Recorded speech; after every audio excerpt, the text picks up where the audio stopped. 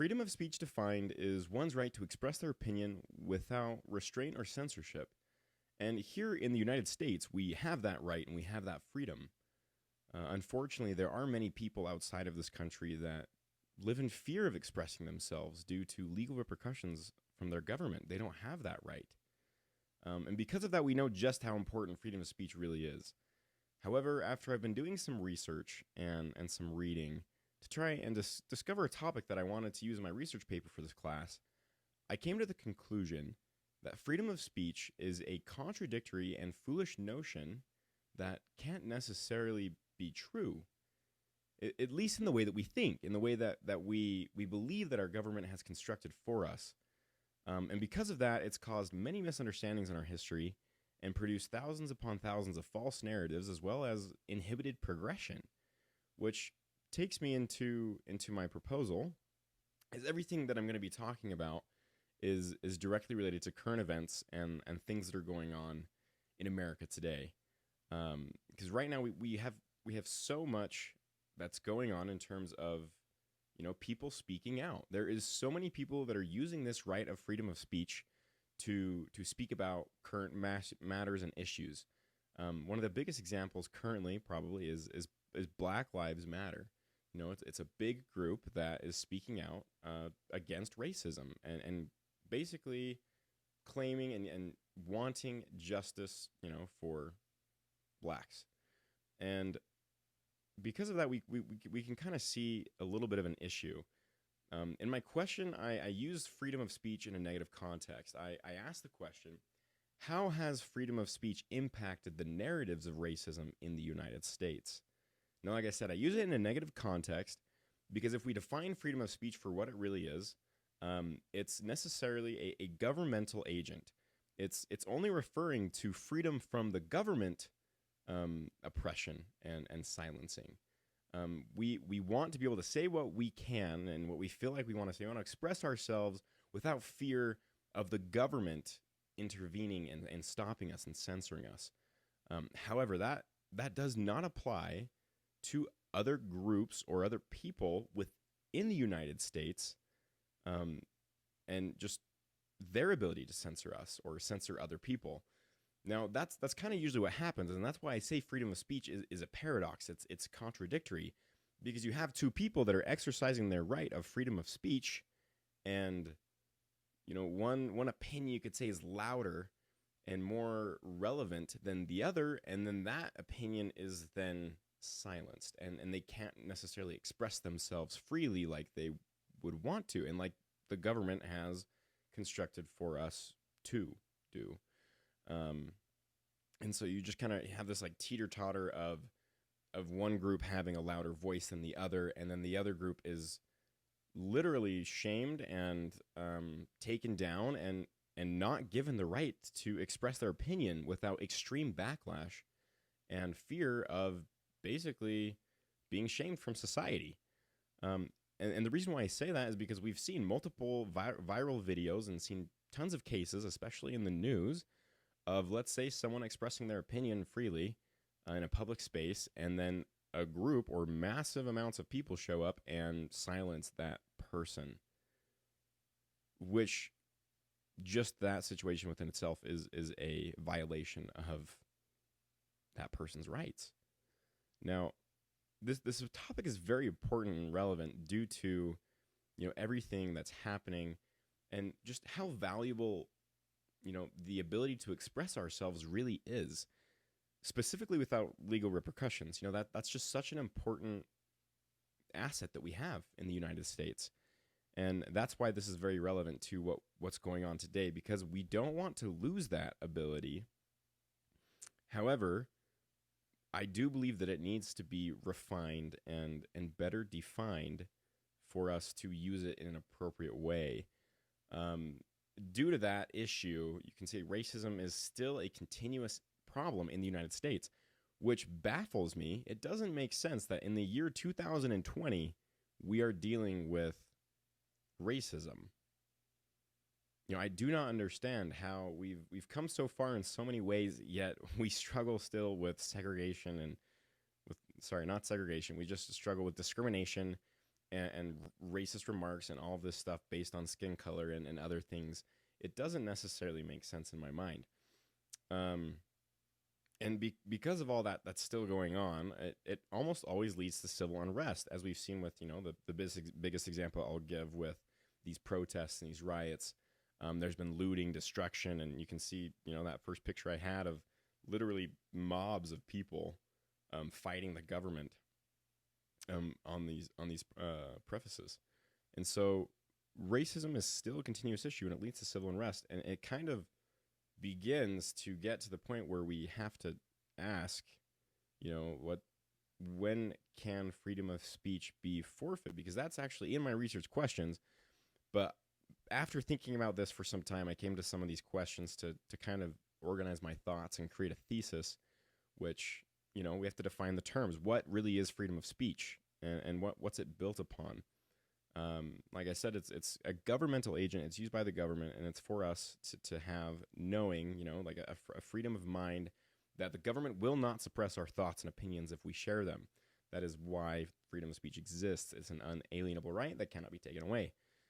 But what is it in the sense of, a person to a person, without government involved? What does freedom of speech mean to the average American citizen when discussing these topics? And how does freedom of speech positively or negatively affect social order? So in what ways has this, this right and this freedom that we have affected us, in multiple scenarios, and whether it's racism or other things, or just, your day-to-day life, and how does it work?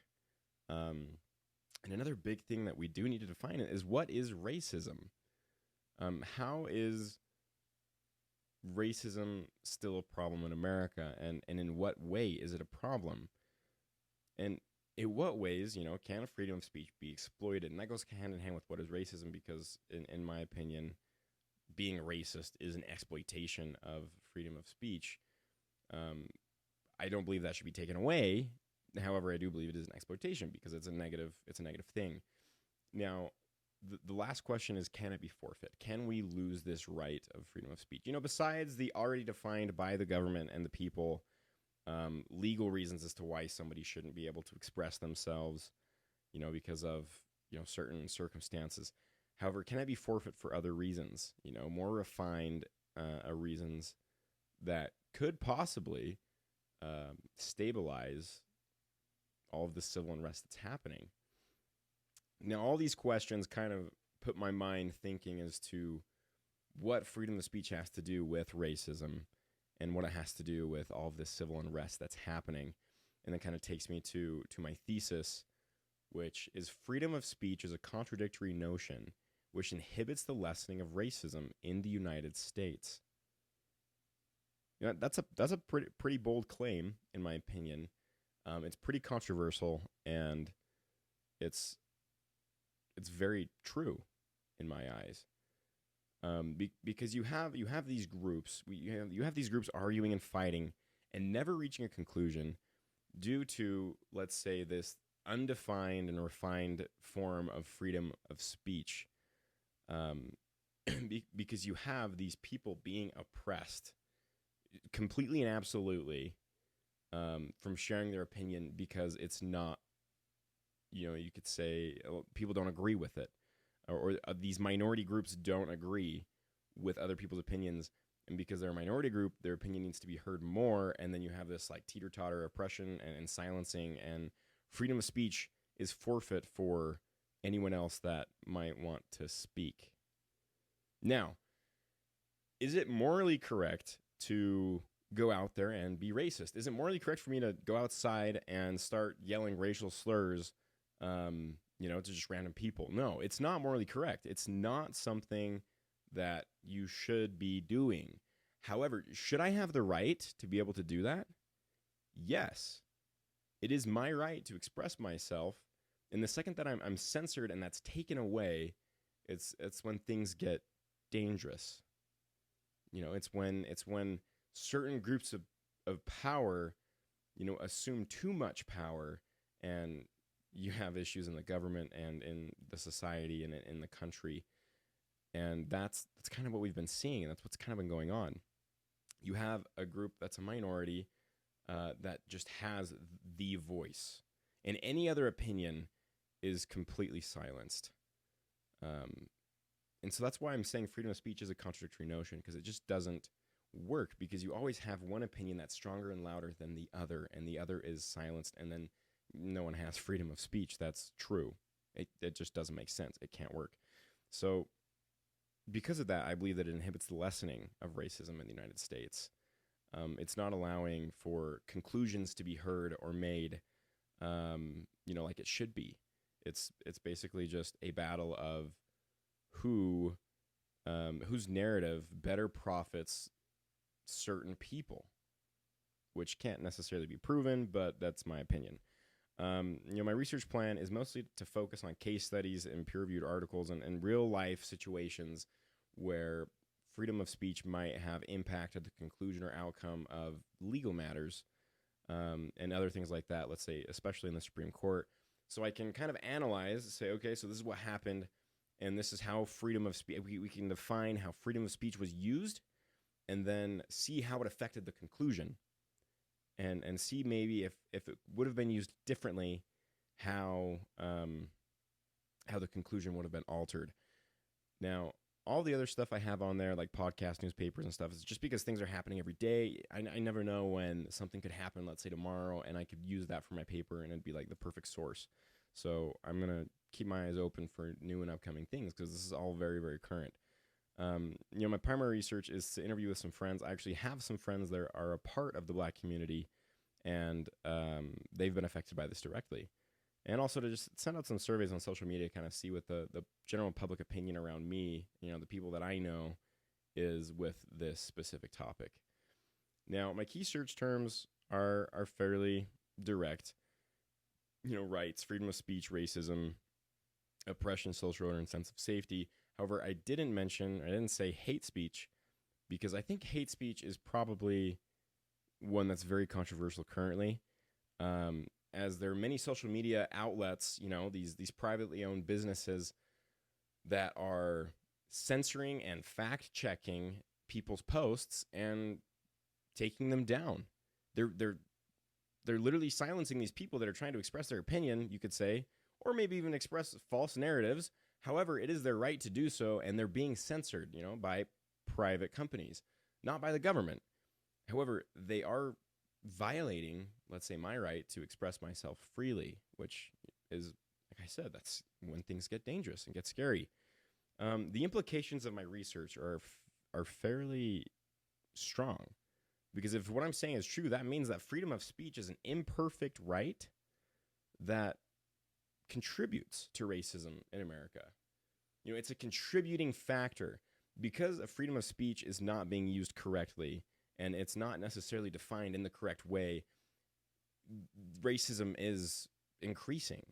It is happening at a much higher rate than we think. And it's just this interesting expression of values, and the silencing of certain smaller groups and bigger. It's just like this big teeter-totter weird thing going on.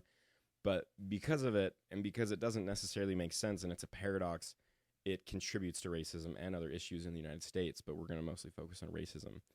For my research timeline, fairly straightforward. And I have my works cited for all the images that I used in this presentation. But just in conclusion, I want to say that this whole topic isn't necessarily a question of morality, because I do know what's morally correct and incorrect. I know that it's morally incorrect for me to go outside and be very racist. It's morally incorrect to be racist. However, it is our right to do so if we think that it's not morally incorrect. And that right specifically is what leads to so much civil unrest and issues and misconclusions and misunderstandings. That's kind of the biggest problem, is we have these people that are fighting for a voice but aren't getting it because of the suppression and censorship and restraint of other groups.